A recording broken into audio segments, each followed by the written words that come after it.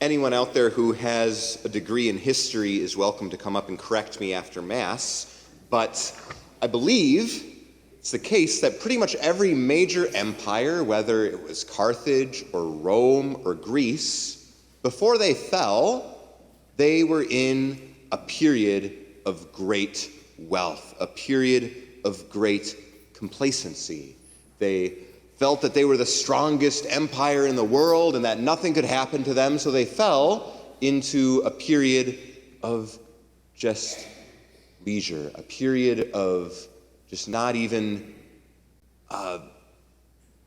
putting effort in to that which was important. They fell into just living the pleasures of life, and they were weakened because of that.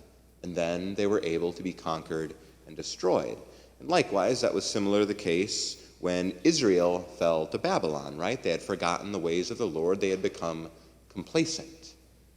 So we hear in our first reading from the prophet Amos about this complacency in Zion, lying upon beds of ivory, stretched comfortably.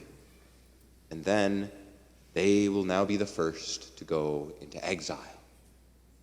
This great dangerousness with being complacent.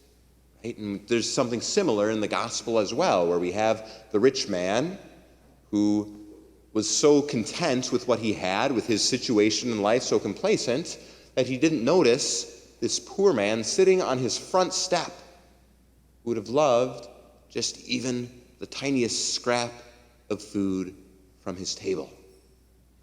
And where does that complacency lead this rich man but to eternal torment? Having a sense of complacency, having a sense of lukewarmness, can lead us to both great physical problems, whether we're a great Roman, Greek, whatever empire, but it can also lead to great spiritual problems. When we have complacency in our situation with those around us, when we have complacency in our spiritual life where we're like, well, I'm good enough, right? I do this, I do that, that's good enough. I'm fine where I'm at, right? What we have to do is continually strive for greatness. Now, that doesn't necessarily mean that you have to say, well, every day I'm going to add on another 5 minutes of prayer so that eventually I'm praying for 24 hours a day. No. But not to become complacent and lukewarm. And then we start to backslide, and prayer becomes less important. Faith becomes less important. God becomes less important. Because we're just a little bit too comfortable with the things that we have in our life, right? It's really easy when I lived downtown, or not downtown, I guess, but in the cities when I was in seminary, you would pass so many people who were asking for money on the side of the road that it could be really easy just to kind of tune them out as background noise, right?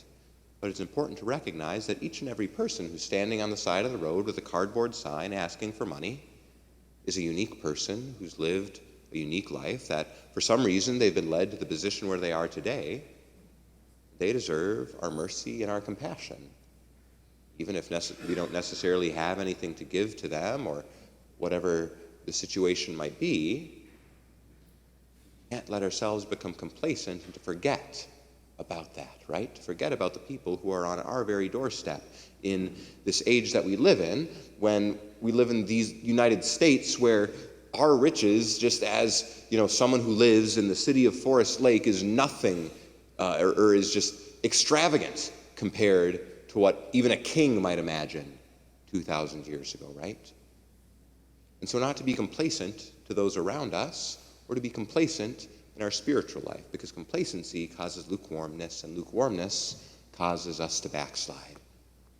So to spend some time, perhaps especially during prayer for the rest of Mass today or tomorrow or whenever, take some time to say, where am I growing complacent in my life? Where am I growing lukewarm? Where am I getting just a little bit too comfortable with where I am and not continually striving for further greatness? Say, how can I continue to strive for that greatness that our Lord calls me to? Where is the Lord's grace leading me to live a further life of integrity, to live a life that is on fire for Christ, that is on fire for my neighbor, so that I don't get just comfortable with, well, I have my community here at St. Peter's or wherever it might be, and that's fine where I am right now. No, we're called as Christians to go out. We're called as Christians to help those who are around us. We're called as Christians to evangelize, to spread the gospel, and we can't become complacent. Because complacency leads to us going into exile. Complacency leads with us going to torment.